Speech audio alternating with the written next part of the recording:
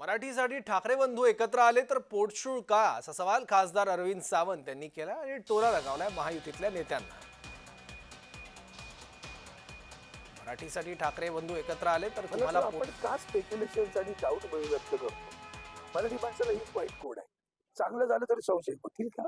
कशाला पाहिजे? आले ना आनंदमान ना, आलेत ना आनंदमान, आनंद द्विगुणित करण्याचं काम त्यांच्या हातात सोडून देते करतील ते लोक। आज बघा दोघे एकत्र आले, कोणाला पोटसूळ आलं तेवढं बघा। मराठीसाठी ठाकरे बंधू एकत्र आले तर तुम्हाला पोटशूळ का असा सवाल खासदार अरविंद सावंत यांनी केलाय। टोला लगावलाय त्यांनी महायुतीतल्या नेत्यांना।